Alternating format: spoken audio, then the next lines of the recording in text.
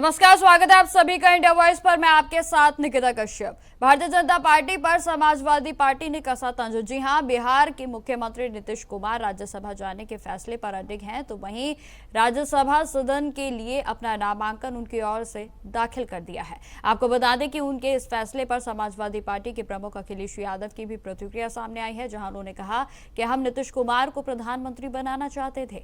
जो लोग राजनीति को समझते हैं उन्हें पहले दिन से ही पता था कि भारतीय जनता पार्टी क्या कदम उठाएगी। ये बात पहले भी कही गई थी कि नीतीश कुमार को हम सब मिलकर प्रधानमंत्री बनाना चाहते थे। हम सभी चाहते थे कि नीतीश कुमार प्रधानमंत्री के पद से रिटायर हों, लेकिन अब वह राज्यसभा सदस्य के रूप में रिटायर होंगे। तो वहीं दूसरी ओर आपको यह भी जानकारी देते चले कि लखनऊ में स्थित समाजवादी पार्टी के कार्यालय के बाहर एक नया पोस्टर लगाया गया है और जिसने राजनीतिक हलकों में चर्चा को और भी तेज कर दिया है।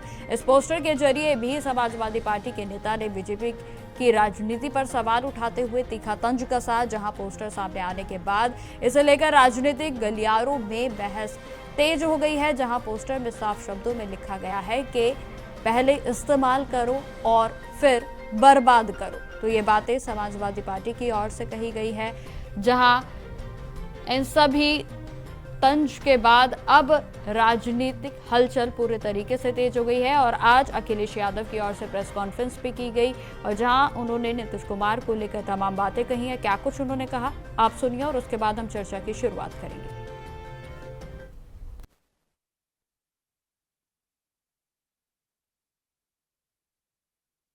आपको मैंने एक सवाल पूछा था, याद होगा आपको, कि 5 बड़ा के साथ लोकसभा बड़ी के विधानसभा, स्टेट मिनिस्टर बड़ा की केंद्रीय मिनिस्टर,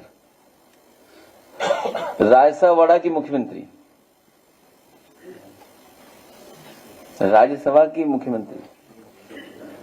हम लोग तो सोचिए, एक समय पर सपा बसपा का जब गठबंधन हुआ था उस समय आदरणीय मायावती जी को हम लोग प्रधानमंत्री बनाना चाहते थे।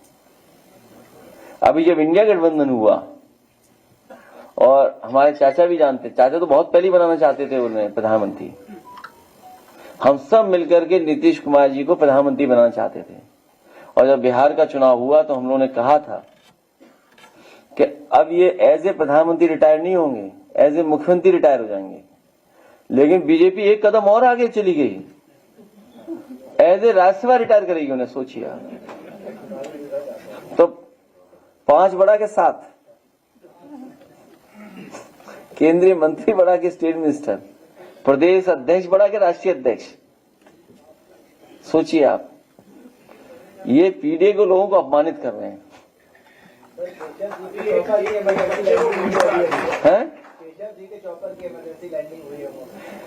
अभी नया जो ये हेलीकॉप्टर आया है वो नहीं दिया होगा उनको।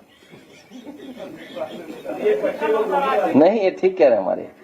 नहीं, स्वस्थ रहें और ऐसी घटना किसी के साथ नहीं हो, क्योंकि मशीन है, वो मशीन में हम लोग उड़ते हैं। मान लीजिए सब उड़ते हैं, हम लोग सब चलते हैं, मशीन हमेशा अच्छी होनी चाहिए। और ये नया हेलीकॉप्टर उन्हें मिलना चाहिए जो नया आया है। कल अंतर्राष्ट्रीय महिला दिवस है, महिलाएं सुरक्षित हैं यूपी में, कल बात करेंगे। अखिलेश जी, एक रिपोर्ट के मुताबिक आपके टेबल पर जो पानी रखा हुआ है इसमें बैक्टीरिया। ये भारतीय जनता पार्टी, यही अगर दूसरी तरह की घटना हुई होती तो अभी बुलडोजर पहुंच गया होता। हम उस परिवार की मदद करेंगे। हमारे पार्टी के संगठन के लोग पहुंचे हैं, घर परिवार के लोगों से मिले हैं। उस परिवार की कानूनी मदद और आर्थिक मदद हम लोग करेंगे। हमारे जो संगठन के पदाधिकारी हैं उन्हीं के परिवार का सदस्य है वो। साथ हमारे मेहमान भी जुड़ गए हैं, जिसमें नवीन शर्मा हमारे साथ जुड़ गए हैं, नेता हैं बीजेपी से। सर, आपका बहुत बहुत स्वागत है चैनल पर। वहीं राकेश अहिर जी हमारे साथ जुड़ गए हैं, प्रवक्ता हैं समाजवादी पार्टी से। सर, आपका भी बहुत बहुत स्वागत है चैनल पर।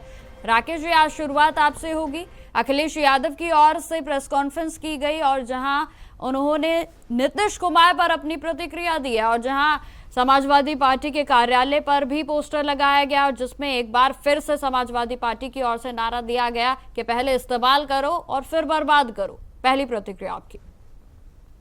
देखिए निकिता जी, ये भारतीय जनता पार्टी का कोई नया फार्मूला नहीं है, ये बहुत पुराना फार्मूला है। पहले भारतीय जनता पार्टी जिसको भी अपने साथ रखती है उसको फिर वही बर्बाद कर देती है। आप बताइए कि मुख्यमंत्री का पद बड़ा होता है कि राज्यसभा सांसद का पद बड़ा होता है? तो ये जो भारतीय जनता पार्टी ने जो कथनी और करनी है उसमें बहुत अंतर है। उसका अंतर का अगर आप विस्तृत जानकारी लेना है तो आप देखिए ना, हर जगह भारतीय जनता पार्टी जिसको भी साथ रखती है, इनका एक कह सकते हैं कि इनका धोखा देने का एक प्रक्रिया है और ये पहले से ही धोखा देते आए हैं। और नीतीश कुमार के साथ जो इन्होंने किया वो अच्छा नहीं किया। जहां उनके फेस पे चुनाव लड़ा, उनको फेस पे दिखा के कि यही मुख्यमंत्री रहेंगे, सम्राट चौधरी से लेके अमित शाह ने, सबका स्टेटमेंट है आर्काइव पे पड़ा हुआ है, सबने कहा कि यही मुख्यमंत्री रहेंगे, मगर मुख्यमंत्री पद से उनको हटाना पड़ा। तो सबको पता था, ये भारतीय जनता पार्टी को पता था और विपक्ष के लोगों को भी पता था। हमारे नेता माननीय अखिलेश यादव कितने दूरदर्शी सोच के नेता है। उन्होंने विजनरी सोच के साथ उन्होंने तब मीडिया में बयान दिया था कि इनका मुख्यमंत्री की कुर्सी चली जाएगी, और आज वही देखिए कि मुख्यमंत्री जी की कुर्सी चली गई। आज राज्यसभा से संतोष करना पड़ रहा है। तो भारतीय जनता पार्टी के साथ जो भी है, अभी आप उत्तर प्रदेश में देखिए, कभी संजय निषाद का बयान आता है तो कभी ओम प्रकाश जी का बयान आता है, तो कभी अनुप्रिया पटेल के जो पति हैं कैबिनेट मंत्री उनका तो अभी खुला मोर्चा था। तो ये लगातार ये सब जानते हैं कि भारतीय जनता पार्टी के साथ जो है न वो निगल सकते हैं न उगल सकते हैं। इनकी जो रणनीति है वो पहले अपने साथ रखो, फिर उनके साथ गलत काम कराओ, फिर उसको फंसाओ, फिर वही फाइल खोल के डर का दिखा के अपने रिमोट के आधार से उनको चलाओ। ये भारतीय जनता पार्टी का कथनी और करनी। ठीक है राकेश जी। नवीन जी, आपके और आना चाहूंगी। राकेश जी की तमाम बातें भी आपने सुनी होंगी, और जहां एक बार फिर से समाजवादी पार्टी की ओर से नारा दिया गया है कि पहले इस्तेमाल करो और फिर बर्बाद करो। नवीन जी नमस्कार सर। नमस्कार सभी दर्शकों को और हमारे साथी प्रवक्ता को, और होली की हार्दिक शुभकामनाएं आप सभी को, हमारे साथी प्रवक्ता को। देखिए, उत्तर प्रदेश के अंदर जो राजनीति है वो कहीं ना कहीं उसके दबाव में आकर जो विपक्ष है वो दूसरी बातों को लेकर जनता को बरगलाने का काम करेगा। रही बात ये कि जो पहले इस्तेमाल करो फिर विश्वास करो, ये जो घड़ी साबुन का ऐड जैसा फार्मूला माननीय श्री अखिलेश जी कहते हैं, तो मुझे लगता है इतने बड़े नेता को ये शब्द नहीं कहना चाहिए। खासकर क्या होता है, मेरी आवाज आ रही है आपको? हाँ जी आ रही है। हाँ, मेरे बस देखिए, सबसे पहली चीज ये होता है कि स्वेच्छा से आदरणीय जी नीतीश कुमार जी ने अपनी इच्छा जाहिर की कि भाई उम्र प्लस स्वास्थ्य दोनों ही चीजें, राजनीति हो या परिवार नीति हो, स्वास्थ्य का बहुत बड़ा इफेक्ट पड़ता है। लेकिन नवीन जी, जो घटनाक्रम बिहार में देखने को मिला है उस पर हर कोई सवाल तो देखिए उठा ही रहा है। देखिए, सबसे पहले कोई उन्हें राजनीति में रिटायर नहीं किया गया है। उनकी स्वेच्छा से उन्होंने अपनी इच्छा जाहिर की कि हमारे बेटे को भी राजनीति में आना चाहिए, सामाजिक काम में करना चाहिए। तो हम तो उनके घटक दलों में हैं, और अगर वहां के मौजूदा मुख्यमंत्री अपनी इच्छा से कह दें कि मुझे राजनीति में अब दिल्ली के हिसाब से काम करना चाहिए, वो एक पार्टी के राष्ट्रीय अध्यक्ष हैं और उनके वो एनडीए गठबंधन के मजबूत दलों में से एक है। तो अगर हम अपने दल का कोई नेता हटाते या हमारी पार्टी अपने मुख्यमंत्री को हटाती तो ये बात बनती थी। भाई वहां वो स्वच्छ है, बिल्कुल पूरी तरीके से वो आजाद है, अपनी बात कह सकते हैं, अपनी स्वेच्छा से वो कोई भी डिसीजन ले सकते हैं, उसमें हमारा मनोकोष, हम तो भाई साथ में है। दूसरी बात, जनता जनार्दन का कार्य न रुकना चाहिए, न उसका कहीं कोई समस्या आना चाहिए। हम घटक दल में जवाबदेही हमारी भी बनती है कि वहां की जो जनता हम पे विश्वास करके इतने वर्षों से हमारे एनडीए गठबंधन को साथ निभा रही है, तो वो कहीं निरंतर हमारा कमजोर नहीं पड़ना चाहिए। हम जनता के काम को नहीं रुकने देना चाहते, विकास को नहीं रुकने देना चाहते। माननीय मोदी जी का एक सीधा मंत्र है कि बिहार को 2005 के बाद हमारी जो एनडीए गठबंधन की सरकार रही वो विकास के तौर पे लेकर यहाँ तक पहुंची है। आदरणीय श्री नीतीश कुमार जी राज्यसभा में आएंगे, ये तो और सम्मान की बात है भाई, और सम्मान की बात है। बिहार को उज्जवल भविष्य देने में उनका जो योगदान रहा है वो राज्यसभा के द्वारा और उनको कहीं ना कहीं बेहतरीन समक्षों पे उतारा जाएगा। तो इसमें विपक्ष को तकलीफ क्या है? विपक्ष तो सुश्री बहन जी को बता रहे अखिलेश जी में प्रधानमंत्री बना देता। अरे सर, आप प्रधानमंत्री बनाते तो आपको ये बात पटल पे रखनी चाहिए थी। आप यहाँ पब्लिक में क्या बताते हैं? आपने तो उनसे गठबंधन तोड़ लिया। आपने कहा, उसके बाद आप ही के नेताओं ने उनके ऊपर गलत गलत इल्जाम लगा दिया। तो आप खुद सोचिए कि आप दूसरे को कहना बड़ा आसान है मगर करना नहीं है। अगर आप लोग सही होते तो श्री नीतीश जी आपके गठबंधन से क्यों आ जाते? उनको लगा पछतावा हो रहा है कि भाई मैं भाजपा को छोड़ के जा रहा हूँ। ठीक है नवीन जी, ठीक है। राकेश जी देखिए, वैसे सोचने वाली बात तो है ये अचानक से नीतीश जी के लिए इतना प्रेम समाजवादी पार्टी में आखिर कैसे उमड़ रहा है? देखिए, बात नीतीश कुमार जी की ही नहीं है, बात है भारतीय जनता पार्टी के चरित्र की। आप जब भी देखिए, पूर्व में महाराष्ट्र में एकनाथ शिंदे के साथ इन्होंने क्या किया। जब शिवसेना तोड़ना था तो एकनाथ शिंदे को मुख्यमंत्री बना दिए समर्थन दे, और जब शिवसेना को तोड़ दिया और फिर अपनी सरकार जब बनानी हुई तो एकनाथ शिंदे को मुख्यमंत्री न बना के उनको साइडलाइन कर दिया गया, देवेंद्र फडणवीस को बनाया गया। फिर बिहार में चुनाव नीतीश कुमार के चेहरे पे लड़ा गया, नीतीश कुमार के कंधों पे बंदूक रखी गई, फायर किया गया, और अब जो है नीतीश कुमार को हटा के अपना मुख्यमंत्री बनाना चाहते हैं।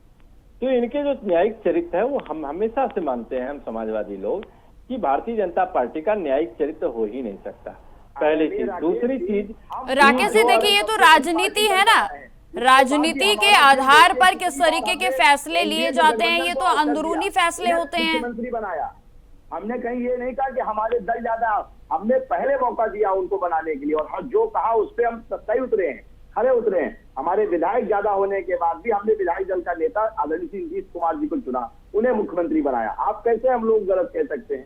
भाई समाज का कोई भी धरातल देखिए, जिसका तराजू वजन होता है, उस अगर वो अपने आप को ऊंचा उठकर सामने वाले को मौका देता है तो बड़ी सम्मानित बात है राज लोकतांत्रिक देश के अंदर। अरे नबी जी, आपने तो पिछड़ा मुख्यमंत्री बनाने के लिए उत्तर प्रदेश में कहा था, केशव प्रसाद को चेहरा बनाया था कि पिछड़ा मुख्यमंत्री बनाएंगे, मगर आप बहुमत में आए तो कौन सा पिछड़ा मुख्यमंत्री उत्तर प्रदेश में बनाया गया? उनको कुर्सी भी नसीब नहीं है, उस पिछड़ा मुख्यमंत्री जो बनने की सपना दिखाया गया था, वो तो स्कूल मंत्री बन के रह गए। लोगों ने उनको क्यों नहीं रोका? तो आपके जो कथनी करनी है वो सबको पता है, देश की जनता को भी अब पता चल गया, झूठ का उम्र बहुत कम होता है, और जो झूठ का उम्र है ना वो खत्म हो गया आप लोगों का। जो ख्याली पुलाव जनता को आपने दिखाया, सपना दिखाया, नौकरी का लालच दिया, बड़े बड़े स्मार्ट सिटी का 100 स्मार्ट सिटी का आपने सपना दिखाया, वो सब जनता देख रही है कि गड्ढों में कैसे सफर करना है, कैसे राष्ट्र प्रेम, आपका कितना राष्ट्र प्रेम कितना है वो भी जनता जान गई है। तो आपको अब कुछ बताने की जरूरत नहीं है, अब आपकी बिताई तय है उत्तर प्रदेश में, और ये निश्चित रूप से है, ये कोई नहीं है। अभी बिहार में देखिए, जेडीयू के ही कार्यकर्ता उतर गए सड़क पे, कह दीजिए कि नहीं उतरे? उनकी पार्टी जेडीयू के कार्यकर्ता, खुद जेडीयू के कार्यकर्ता, बताइए क्या अमित शाह को बयान दे रहे हैं? तो राकेश जी, ये तो गठबंधन के बीच की बातें हैं ना, गठबंधन तो आप लोगों का भी है, अंदरूनी कलह तो इंडिया गठबंधन में भी देखने को मिलता है।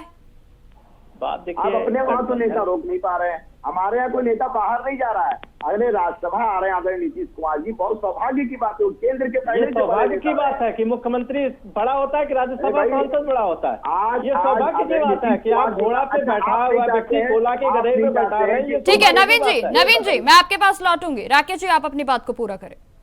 मैं कह रहा हूं कि अभी ये कह रहे हैं बड़ी सौभाग्य की बात है, बड़ी सौभाग्य की बात है। इनको ये नहीं पता कि घोड़ा पे बैठा हुआ व्यक्ति को गधा पे बैठाना ये सौभाग्य की बात है। मुख्यमंत्री बड़ा होता है।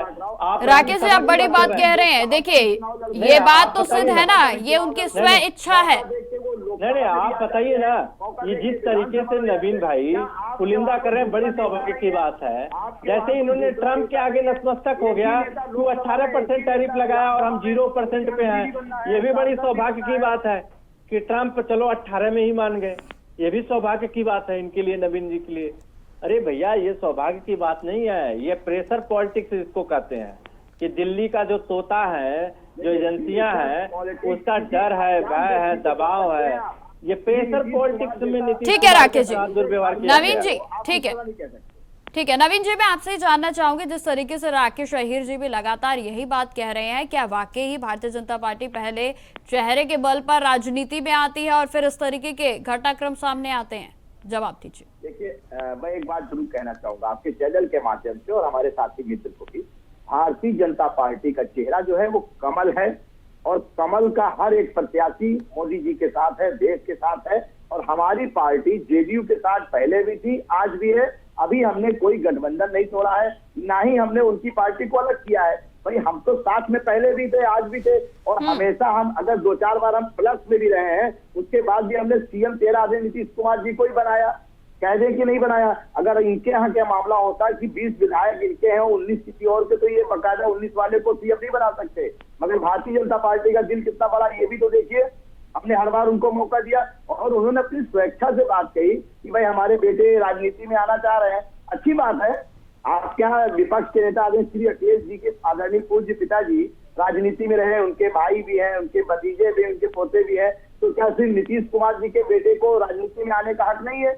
उन्होंने कहा कि बेटा राज्य की सेवा करेगा। मैं अब केंद्र के हिसाब से बिहार के दिल में नीतीश जी रहेंगे और दिल्ली में रह के पूरे देश के लिए अपने विचार रखेंगे। ये उनकी सोच है, तो इस सोच का तो स्वागत करना चाहिए। विपक्ष को तकलीफ इस बात की है क्योंकि वो विपक्ष के साथ में गए नहीं, यही तकलीफ थी। ये तो चाहते हैं नवीन जी, विपक्ष तो दावा कर रहा है, समाजवादी पार्टी के लोग तो दावा कर रहे हैं कि वे तो उन्हें प्रधानमंत्री बनाने के उसमें थे और वे चाहते थे कि प्रधानमंत्री पद से भी रिटायर हो। देखिए, प्रधानमंत्री तो तब बना सकते हैं जब देश आपको बहुमत देगा। जब देश आपको बहुमत देगा तभी तो आप प्रधानमंत्री बना सकते हैं। प्रधानमंत्री कोई एक नेता बनाता है क्या? प्रधानमंत्री नेता नहीं बनाता, प्रधानमंत्री देश की 140 करोड़ जनता बनाती है।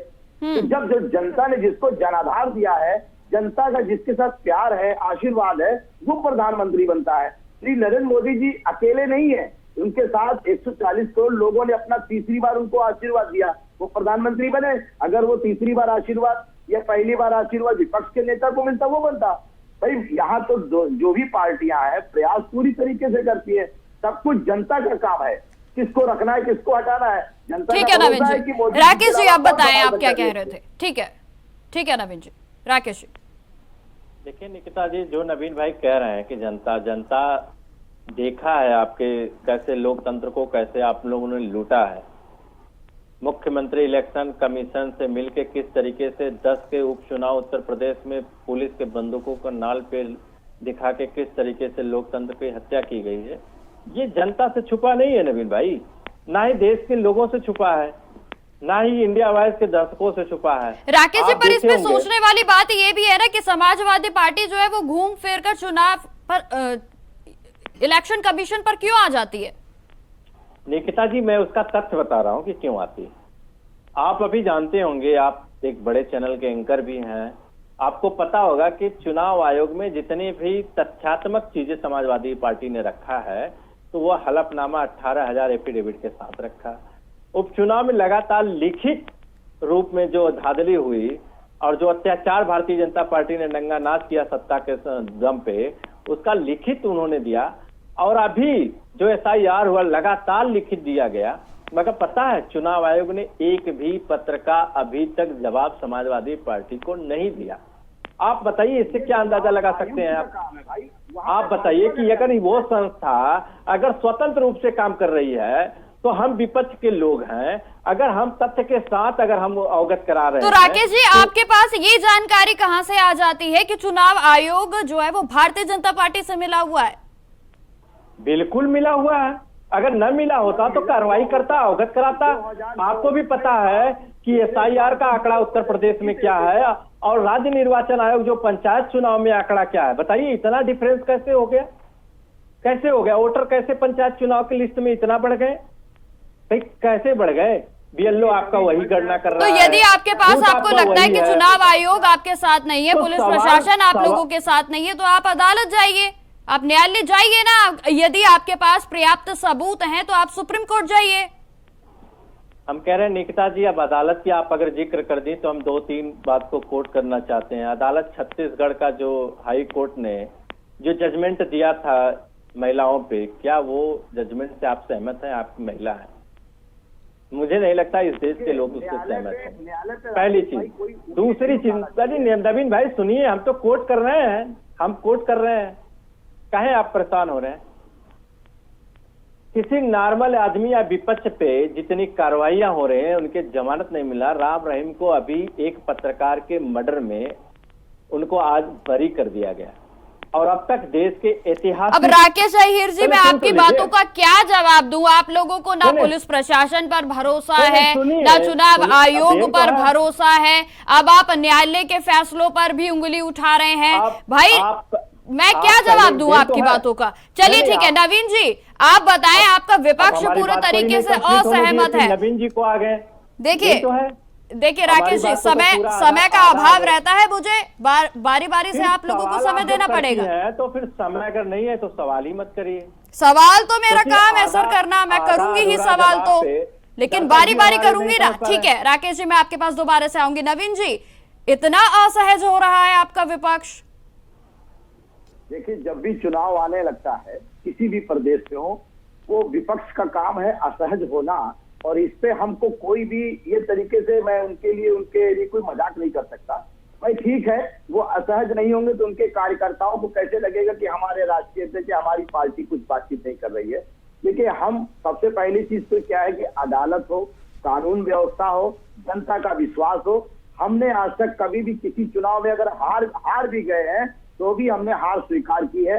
हम हिमाचल प्रदेश में हारे तो हमने ईवीएम पे ठीकरा नहीं फोड़ा, हम तेलंगाना हारे तो हमने ईवीएम पे ठीकरा नहीं फोड़ा, हम कर्नाटक हारे तो नहीं फोड़ा, उत्तर प्रदेश के अंदर 2024 में हमारे सांसद हारे, उसके बाद भी हमने ईवीएम कानून इस पे इल्जाम लगाना बेकार है, क्योंकि अगर हम ये सब पे इल्जाम लगाएंगे तो जनता को ऊपर इल्जाम लगाना हुआ। इसलिए हम जनता के आशीर्वाद और प्यार को स्वीकार करते हैं। विपक्ष की बौखलाहट क्या है? अभी पिछले दिनों कुछ आदरणीय अखिलेश यादव जी ने एक बात कही कि अगर 100 विधायक आप ले आइए तो हम मुख्यमंत्री बना देंगे।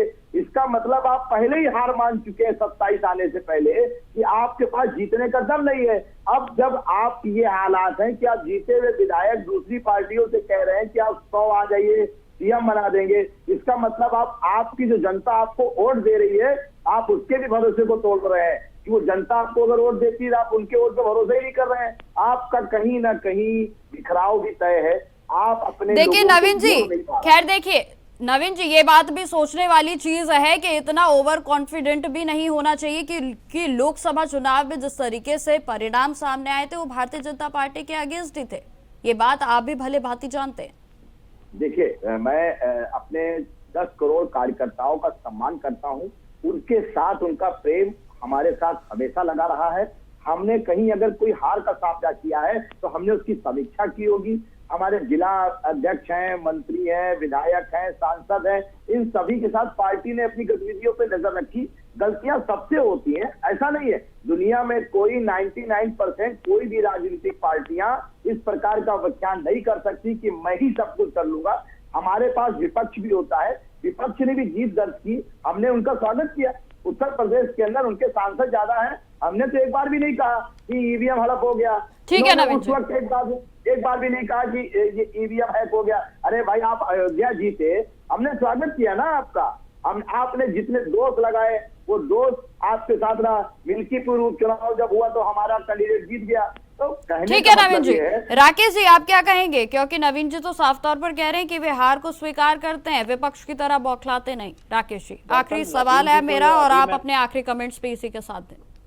नवीन जी, अगर पूर्व में चले जाएंगे तो कांग्रेस के जब समय थे तो यही लोग ईवीएम का रोना रोते थे, यही लोग।